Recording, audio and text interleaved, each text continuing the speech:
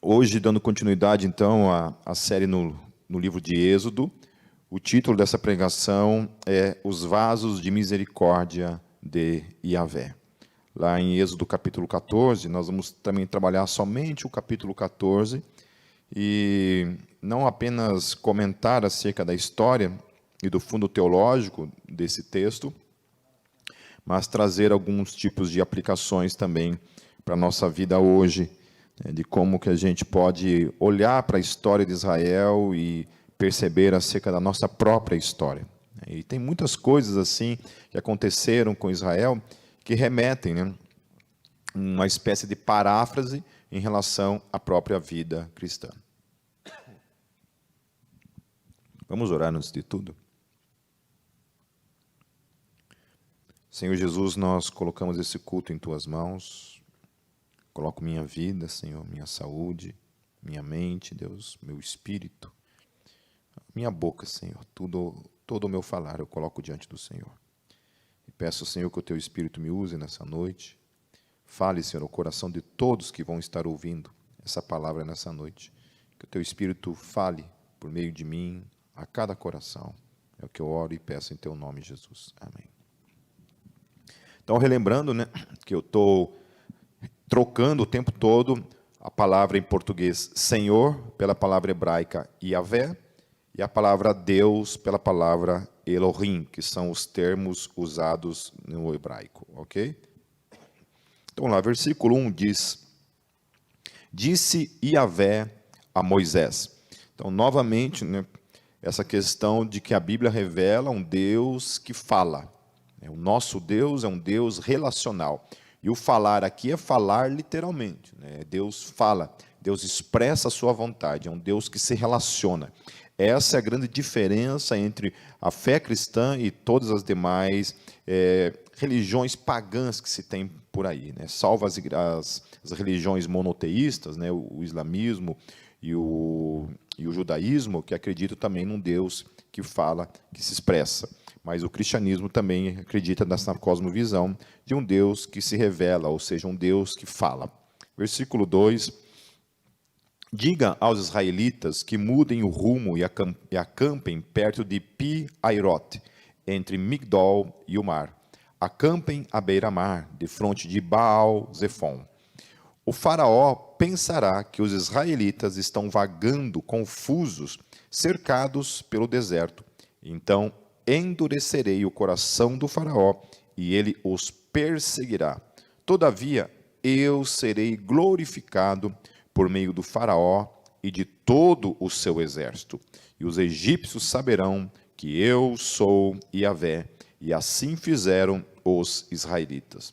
Eu acho interessante nesse texto a forma como Deus trabalha na vida do seu povo e também trabalha na nossa vida de modo proposital. É um Deus que está tirando esse povo da escravidão e, de modo proposital, Ele está guiando aquele povo. Então, nada acontece por um acaso. Tudo está acontecendo segundo a sua orientação proposital. Nós temos que olhar para as nossas vidas para que alguns aspectos das nossas vidas também se encaminhem dessa mesma forma. Nós temos que entender que quando Deus é Senhor das nossas vidas, quando Deus é Rei e é Deus sobre as nossas vidas, Deus toma nossas vidas e Deus, tudo na nossa vida, Ele caminha de modo proposital. Muitas vezes, não estou dizendo que muitas vezes a gente entende isso, muitas vezes as pessoas entendem isso, que isso se refere também ao pecado. Não estou falando do pecado. O pecado realmente é uma coisa que a gente faz e comete fora da vontade de Deus. Às vezes eu vejo gente que passa por problemas em que o companheiro, alguém comete um pecado e se revolta com Deus, pensando por que Deus permitiu esse tipo de coisa. Então, isso compete a mim e a você fazer escolhas diante do dia a dia. Eu sempre costumo falar que todas as coisas boas que eu faço na minha vida é fruto da graça de Deus. E todas as coisas ruins, pecaminosas, inclinações do meu coração que eu cometo no meu dia a dia, diz respeito a mim mesmo, a minha carnalidade, as minhas escolhas no dia a dia. Mas olhando para o texto, então, nós temos um Deus proposital, um Deus que trabalha em cima de propósito, um Deus cujo cada movimento dele na nossa vida, quando é ele que está movimentando, aquilo tem um propósito para as nossas vidas. Então, todo momento nós temos que olhar para esse Deus que tem a nossa história, a nossa vida em suas mãos, ainda que, mesmo nas mãos dele, nós estamos também propensos, né, a cometer erros, a falhar e às vezes até mesmo pecar contra Deus. A outra coisa nesses versículos às vezes, o propósito de Deus em atrasar coisas nas nossas vidas, colocar atrasos entre aspas, tem para glorificar o nome dele nas nossas vidas, que era o que estava acontecendo ali em Israel. Deus propositalmente faz aquele povo percorrer um outro caminho para que se atrasem, porque ele queria fazer algo por meio desse atraso. Então, nós somos muito imediatistas, nós fazemos parte de uma geração muito imediatista, que quer as coisas para ontem, né? A gente não tem mais paciência, né? A gente quer que as coisas sejam muito fast food, e muitas vezes para Deus a gente também transfere esse mesmo pensamento, essa mesma cultura que se tem hoje na sociedade. E Deus não, Deus às vezes na minha vida e na tua vida, ele atrasa as coisas que ele tem para mim e para você, e volto a falar, atrasa entre aspas, que não existe atraso em Deus, tudo acontece segundo a sua vontade, no tempo dele, né? Mas a nossa perspectiva, muitas vezes a gente olha para Deus e fala, Deus, por que você se atrasa? Por que você está demorando, né? O atraso de Deus, por que isso? Então nós temos que confiar que Deus tem o tempo para tudo na nossa vida. Tudo que é dele para a nossa vida virá no tempo certo. Amém? Principalmente, isso diz respeito a pessoas, por exemplo, que são solteiras e às vezes estão nesse desespero para casar, né? Gente que às vezes, principalmente dentro da igreja, passa dos 20 anos, chega lá nos 25, nos 30 anos, passa os 30 anos e não casou ainda, começa a bater um desespero, né? Falei, Deus, cadê? Né? Por que você está se atrasando em separar aquela pessoa para a minha vida? Né? Então, esse imediatismo muitas vezes nos atormenta e nós temos que confiar em Deus. Eu lembro que mesmo quando eu era solteiro, eu sempre tive essa confiança, a certeza, a convicção que Deus no tempo dele tinha a pessoa certa para a minha vida. Amém? E pode ter certeza, meus queridos, se você está caminhando com Deus, se você está buscando a Deus, Deus no tempo dele, na hora dele, no momento dele, fará aquilo que é a vontade dele para a minha e para a tua vida. Então, não apresse os propósitos de Deus para a sua vida. Amém? Apenas confie e caminhe confiando nele. A outra coisa que eu acho interessante nesses versículos é que Deus move o universo em favor dos seus filhos. Então, lá em Romanos, no capítulo 9, nos versos 17 a 23, eu até tratei esse texto semana retrasada, lá na live, dentro do Instagram da comunidade Gólgota, tratando o assunto da questão da predestinação. Obviamente eu não vou tratar esse assunto especificamente, mas eu acho interessante aquilo que Paulo fala em Romanos, no capítulo 9, nos versos 17 a 23, eu não vou ler todos os versículos, né, eu vou pular alguns, mas diz assim o texto: pois a Escritura diz ao Faraó, eu o levantei exatamente com este propósito, mostrar em você o meu poder e para que o meu nome seja proclamado em toda a terra. Então é um Deus agindo soberanamente com um propósito na vida dos egípcios para demonstrar o seu poder na vida daquele povo e de Israel. Então, Deus é esse Deus que age livremente sobre a história para demonstrar o seu poder quando Ele bem entende. Amém, queridos? E continuando, o texto diz assim, pulando alguns versículos, e se Deus, querendo mostrar a sua ira e tornar conhecido o seu poder, suportou com grande paciência os vasos de sua ira, preparados para a destruição, quer dizer, se Ele fez isto para tornar conhecidas as riquezas de sua glória aos vasos de sua misericórdia, que preparou de antemão para a glória. Aleluia. Então, eu e você, os filhos de Deus, aqueles que são nascidos da água e do Espírito, aqueles que têm o selo do Espírito Santo, aqueles que têm Senhor Jesus como Senhor de suas vidas, esses são então os vasos de misericórdia que Deus escolheu para tornar conhecidas as riquezas da sua glória, que somos nós. Amém? Eu e você. Então você tem que caminhar todos os dias consciente disso, que Deus escolheu a mim e a você para tornar conhecidas as riquezas da sua glória, na minha e na sua vida. Aleluia, e celebre isso em nome de Jesus. No versículo 5, contaram ao rei do Egito que o povo havia fugido. Então o faraó e os seus conselheiros mudaram de ideia e disseram: o que foi que fizemos? Deixamos os israelitas saírem e perdemos os nossos escravos? Então, assim, uma coisa que é interessante nesse texto é que nós temos que notar, quando esse texto está falando a questão da escravatura. Então, olha só, note que o endurecimento de Deus se dá também, não somente, mas também, diante de uma aplicação de juízo que vem em detrimento à maldade dos egípcios. Amém? Então, o endurecimento também vem como consequência de um propósito que Deus tinha de trazer juízo sobre aquela nação. Aquela nação havia feito escolhas de escravizar o povo de Israel, de trazer sofrimento sobre aquela nação. Deus trouxe juízo. Então Deus endurece o coração também de um povo que também já estava entregue ao seu coração. E isso aponta também lá para Romanos, no capítulo 1. Para mim, assim, a carta de Paulo aos Romanos é o maior tratado eclesiológico que você pode encontrar na Bíblia. O que é o termo soterológico? Eu falei eclesiológico? Não, soterológico. Porque é o maior tratado de salvação. Soterologia é isso, a doutrina da salvação. Então, Romanos é o maior tratado sobre a doutrina da salvação que você vai encontrar na Bíblia Sagrada. Olha o que ele fala no capítulo 1.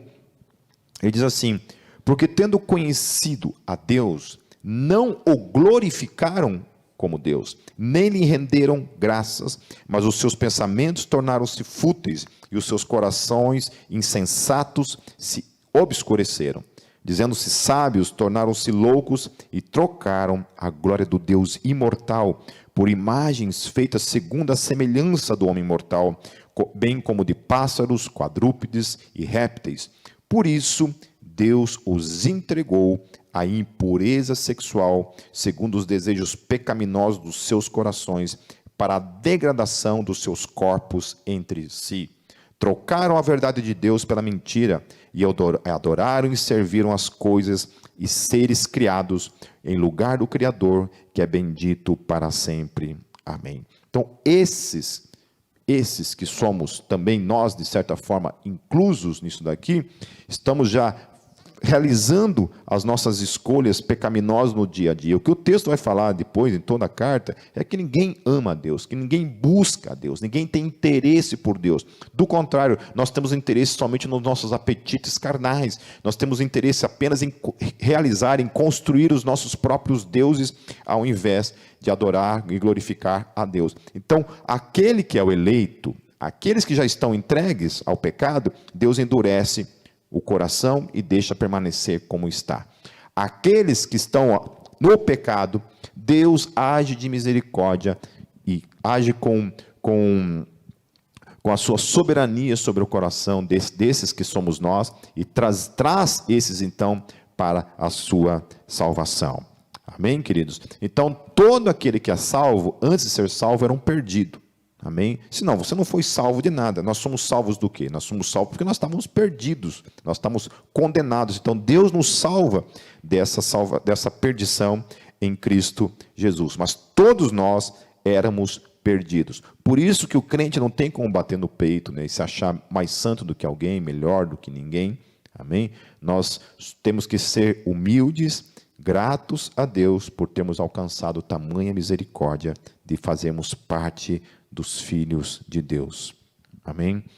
No versículo 6, então o faraó mandou aprontar a sua carruagem e levou consigo o seu exército. Levou todos os carros de guerra do Egito, inclusive 600 dos melhores desses carros, cada um com um oficial no seu comando. E Yahvé endureceu o coração do faraó, rei do Egito, e este perseguiu os israelitas que marchavam triunfantemente.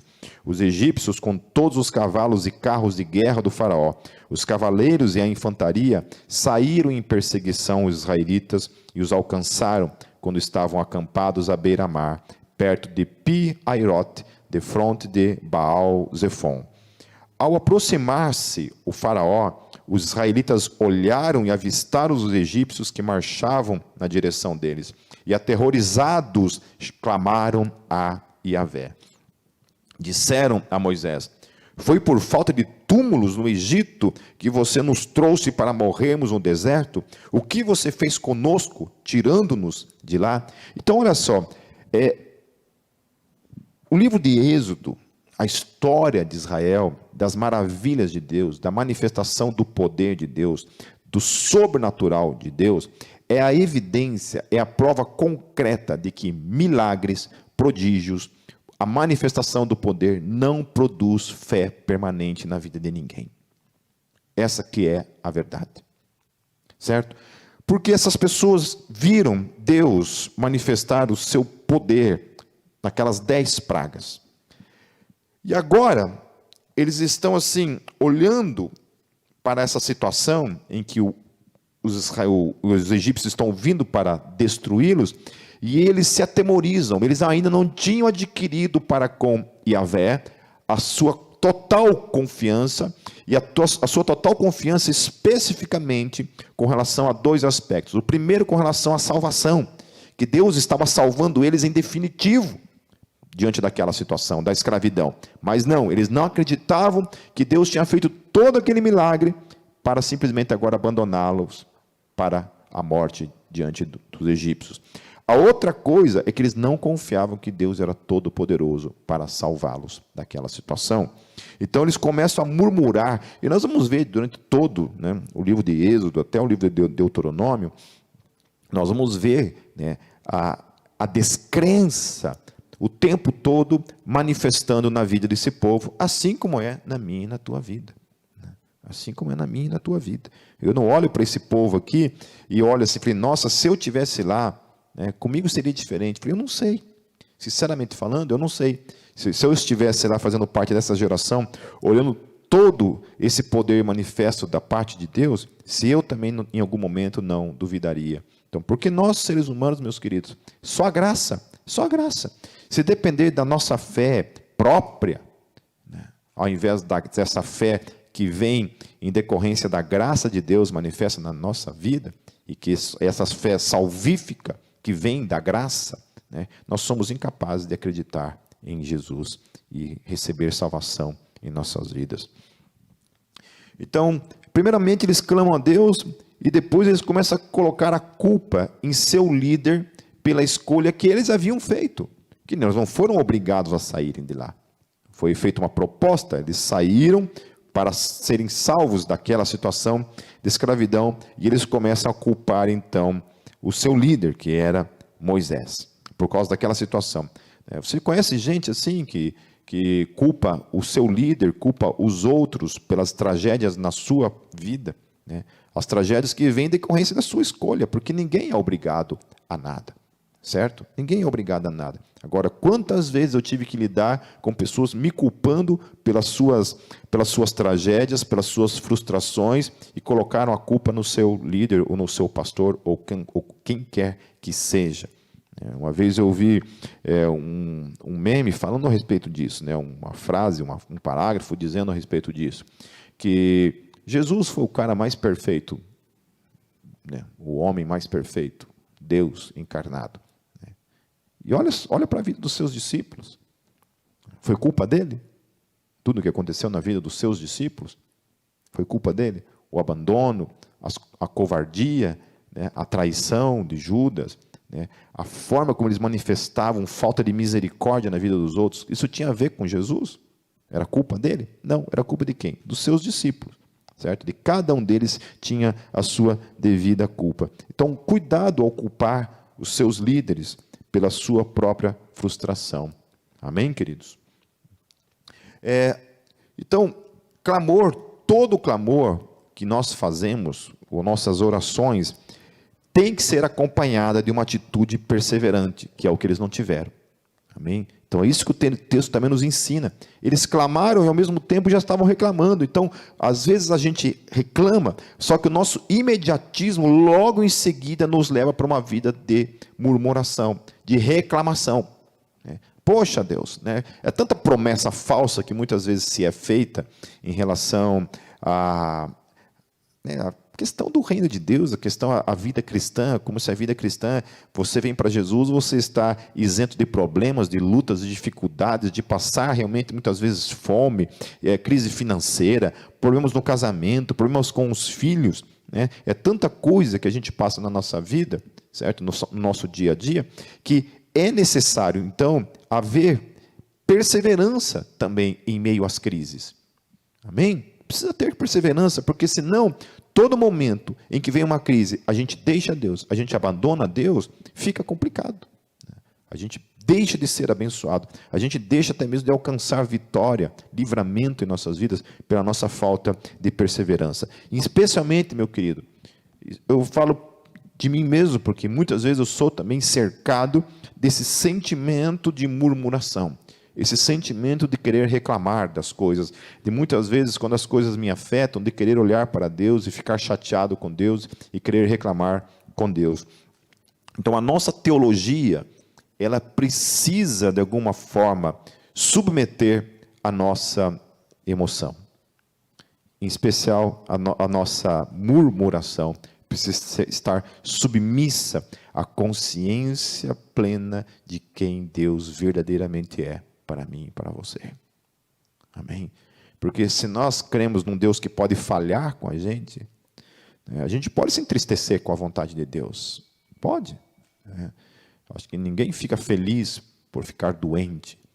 Ninguém fica feliz por passar por uma tragédia. Ninguém fica feliz por passar por uma crise financeira.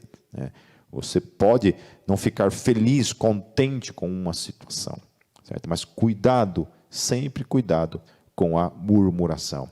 Eu já vi pessoas assim murmurarem contra Deus, coisas assim, sabe, indescritíveis, né? Coisas assim que você pensa, quem que esse cara serve?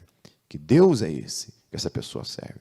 E se serve esse Deus, se essa pessoa tem realmente consciência de quem é Deus, como ela ousa falar essas coisas para Deus? Não tem medo de Deus, não tem temor a Deus? Então, é necessário, meus queridos, que todo clamor, toda oração tem que ser acompanhado de uma perseverança viva, certo? Não se entregue à murmuração, se entregue a Deus em clamor, mesmo que você tenha que passar por dores e sofrimentos, como qualquer ser humano no mundo passa. Ninguém está isento de dor e sofrimento. No versículo 12, já não lhe tínhamos dito no Egito, deixe-nos em paz, seremos escravos dos egípcios, antes de ser escravos dos egípcios, do que morrer no deserto. Olha só o absurdo que eles estavam falando, né? A falta de fé, a falta de confiança em Deus manifesto de modo claro nesse texto. Então, alguns, isso trazendo para mim e para a tua vida. Eu já ouvi pessoas dizendo claramente assim, antes de eu ser cristão, a minha vida era boa, depois que eu me tornei cristão, a minha vida agora é só paulada o dia inteiro. Ou gente dizendo assim, quando eu oro menos, a minha vida é melhor, quando eu começo a orar, a minha vida vira um inferno. Ou, quando eu não estou servindo, fazendo nada na igreja, a minha vida vai bem. Mas quando eu estou servindo a Deus, a minha vida parece que cai num buraco. Você já ouviu esse tipo de coisa? Ou já falou esse tipo de coisa? Ou já pensou, já cogitou esse tipo de coisa? É mais ou menos isso que esse povo está falando. É mais ou menos esse tipo de coisa que a gente está falando para Deus. Em outras palavras, a gente está dizendo para Deus que Deus é esse? Poxa, Deus, eu estou te servindo, eu estou orando, eu estou te buscando, eu estou passando por tudo isso. Quando eu não te busco, quando eu não oro, quando eu não estou nem aí para o teu reino, a minha vida parece ser mais fácil, ser mais simples.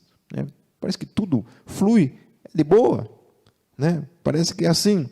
Quando a gente olha para a vida dos discípulos, dos apóstolos, da igreja primitiva, de tudo que aquela igreja vivenciou, isso está muito longe de ser algo que denote qualquer tipo de pregação triunfalista que eu posso trazer para mim e para a tua vida, meus queridos, sabe? Ainda que muita gente assim negue a teologia da prosperidade triunfalista por aí, a Kátia sempre fala isso, há algo em mim e você que, ainda que a gente discorde teologicamente falando disso, dessas coisas, no dia a dia, na nossa vida, quando a gente passa por esses problemas, essa teologia se manifesta em mim e em você. E eu falo em mim, é em mim mesmo, tá? Eu não estou falando em mim só para me incluir assim, e fantasiosamente nessa situação. Não, é porque é verdade, é uma coisa que a gente se indigna. Entendeu? Quando as coisas não estão bem, quando nossa vida não está sendo próspera em todos os aspectos, em todas as áreas da nossa vida, a gente se indigna. Entendeu? É como se alguma promessa, como se foi feita, que a Bíblia não fez para mim e para você. Mas é assim que a gente acaba lidando. No versículo 3, Moisés respondeu ao povo: não tenham medo, fiquem firmes e vejam o livramento que Yahvé lhes trará hoje, porque vocês nunca mais verão os egípcios que hoje vêm. Então, algumas coisas que Moisés também fala para esse povo é: não tenham medo, não tenham medo, não tenham medo. Um sacerdote católico, que eu não me recordo agora o nome, ele falou uma frase que me marcou muito, né? Dizia assim: a única coisa que nós devemos para Deus é não termos medo de nada. Não temos medo de nada. Não tenham medo. Lutem contra o medo. Lutem contra o medo. Lutem contra o medo do futuro. Lutem contra o medo financeiro. Lutem contra todo tipo de fantasma, de medo que possa vir sobre a minha e a tua vida. Lute contra o medo. A outra coisa que o texto fala é: fiquem firmes. Fiquem firmes, permaneçam. Não entram nesse engano, nessa voz do diabo, em que você deixar de servir a Deus, você vai ter uma vida melhor, uma vida mais simples, sem problemas, sem lutas, né? Eu preferia estar lá no Egito, me lascando, escravo do pecado, escravo do Egito, mas pelo menos lá eu tinha uma vida boa, né? Agora que eu estou servindo a Deus, está aí, perseguição para todo lado, dificuldade e luta em todo momento. Então, fiquem firmes. Não aceitem essa voz, fiquem firmes, principalmente confiando no Senhor.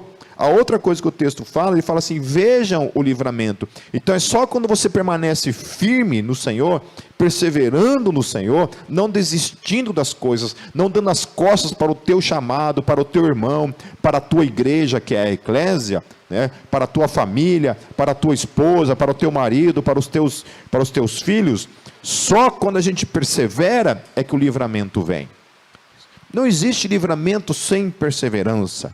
Se aquele povo tivesse voltado para o Egito, não teriam presenciado tamanha salvação que vem em seguida. A outra coisa, meus queridos, que fala ali, é que eles nunca mais veriam aqueles egípcios. Então, uma outra mensagem para mim e para você, em relação à nossa vida, à nossa caminhada nesse mundo, as dificuldades, as lutas e problemas que eu e você passamos. Quando tudo isso terminar, quando esse mundo terminar, quando a minha e a tua vida terminar os seus dias nesse mundo, nunca mais nós veremos os nossos inimigos, nunca mais nós veremos os nossos problemas, nossas dores, nosso sofrimento. Por isso que é importante permanecer firme, não ter medo, permanecer firme, para que a gente possa provar desse livramento que será eterno, porque um dia ele virá em nome de Jesus. Amém? Tenho isso em mente.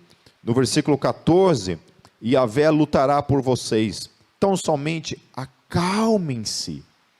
Calma, tenham paciência, não sejam imediatistas. Confiem, tenham calma, acalme o seu coração. Coloque a sua confiança em movimento no Senhor.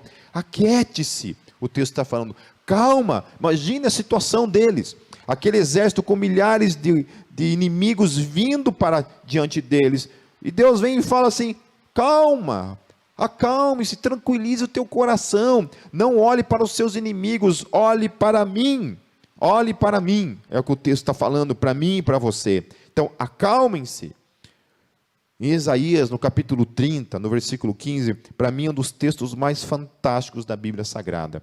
Diz assim: diz o soberano Yahvé, o Santo de Israel, no arrependimento e no descanso está a salvação de vocês, na quietude e na confiança está o seu vigor, mas vocês não quiseram. Olha o que o texto está falando para mim e para você, que no arrependimento e no descanso está a salvação.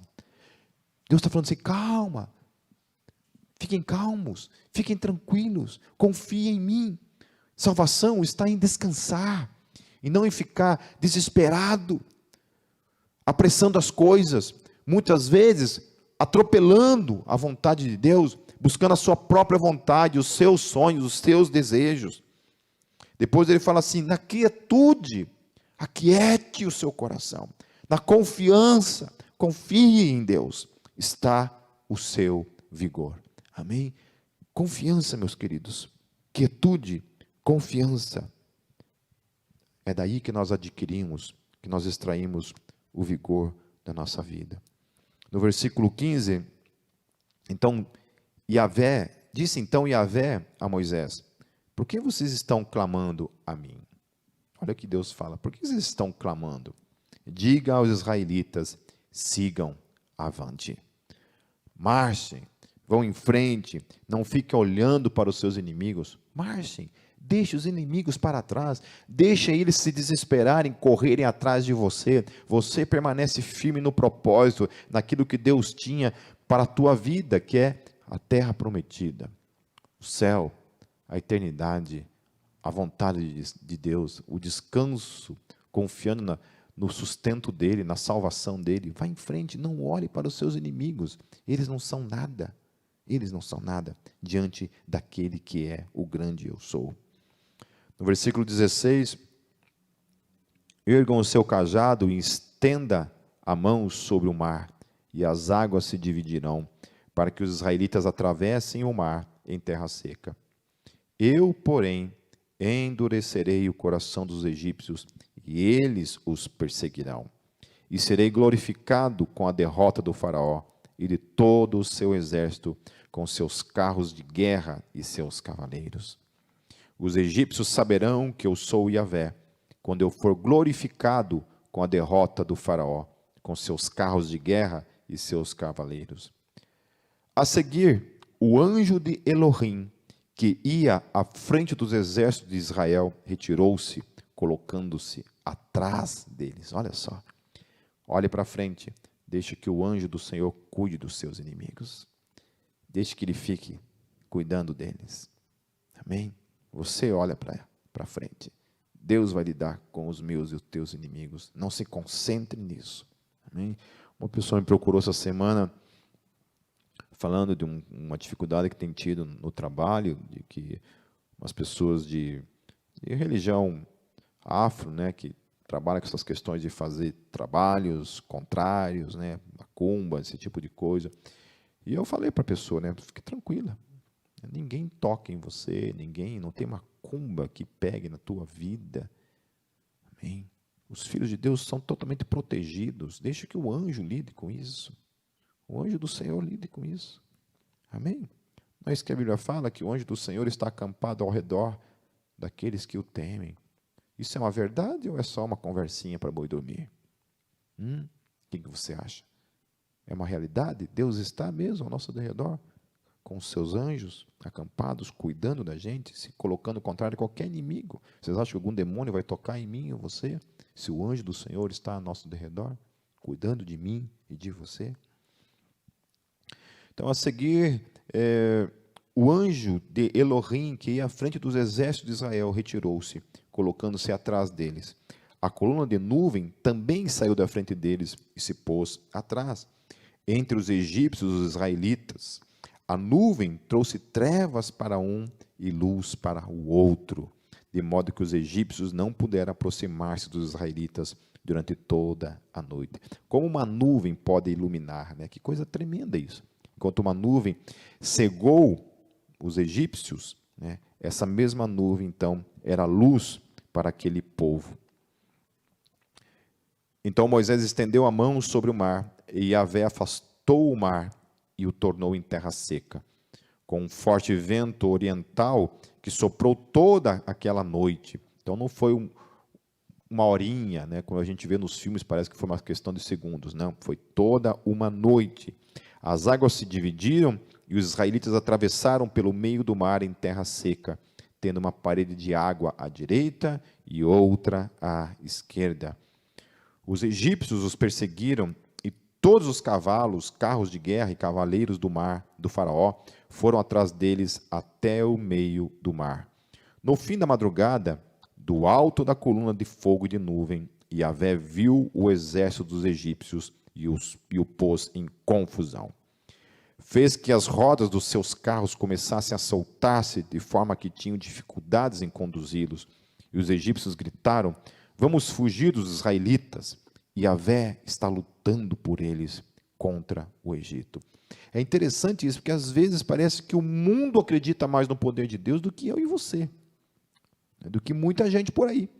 Acho que tem gente que olha para nossas declarações de fé e olha para a nossa vida diária e parece que há uma contradição aí no dia a dia. Em que Deus que nós acreditamos, afinal de contas? Mas Yahvé disse a Moisés: estenda a mão sobre o mar para que as águas voltem sobre os egípcios, sobre os seus carros de guerra e sobre os seus cavaleiros. Moisés estendeu a mão sobre o mar e ao raiar do dia, ou seja, o dia já estava amanhecendo, o mar voltou ao seu lugar. Quando os egípcios estavam fugindo, foram de encontro às águas e Yahvé os lançou ao mar. As águas voltaram e encobriram os seus carros de guerra e os seus cavaleiros, todo o exército do faraó que havia perseguido os israelitas mar adentro. Ninguém sobreviveu, mas os israelitas atravessaram o mar, pisando em terra seca, tendo uma parede de água à direita e outra à esquerda. Naquele dia, Yahvé salvou Israel das mãos dos egípcios, e os israelitas viram os egípcios mortos na praia. Israel viu o grande poder de Yahvé, contra os egípcios, temeu a Yahvé e pôs nele a sua confiança, como também em Moisés, seu servo. É interessante isso, né? Precisa passar por toda uma situação como essa para confiar de fato em Deus. O difícil nisso tudo é que essa confiança, essa visualização de todo esse poder, não vai ter uma durabilidade no quesito a confiar em Deus, em relação a ter uma vida de falta de murmuração a Deus, como nós veremos nos próximos capítulos. E isso também remete para mim e para você: cuidado, meu querido, com o seu coração. Porque aquele que tem um coração murmurador, um coração reclamão, um coração ingrato para com Deus, muitas vezes está refletindo exatamente a razão pela qual Deus não manifesta a sua vontade, muitas vezes, na sua vida.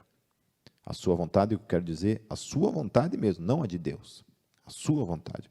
Porque isso aqui é um exemplo que se Deus opera, daqui meia hora, alguma coisa que saia contrária à minha e à tua vontade, o que acontece? Essa pessoa volta novamente a murmurar, a reclamar, a dar o dedo na cara de Deus. Aí Deus vai, manifesta e atende o pedido. De novo, uma outra dificuldade, vai estar murmurando e reclamando, e assim vive uma vida murmurando, e nunca aprende a ser grato e a passar por dificuldades com gratidão no coração. E Israel vai ser o exemplo vivo disso na sua história.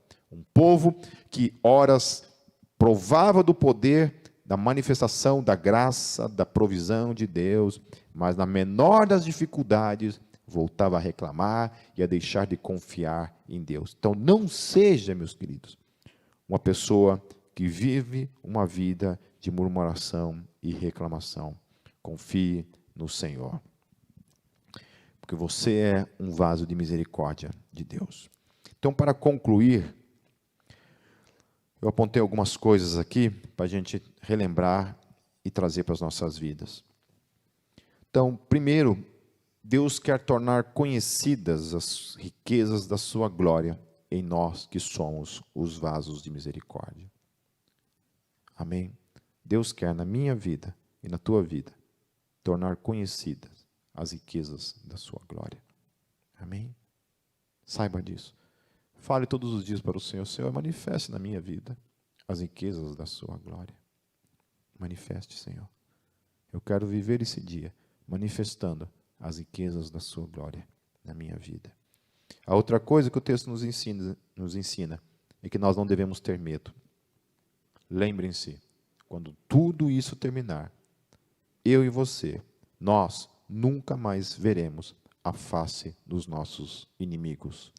Problema, dor, doenças, falências, crises e tudo mais.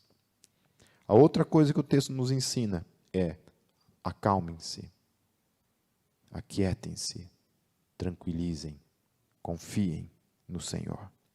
A outra coisa que o texto nos ensina é: sigam em frente. Vão em frente.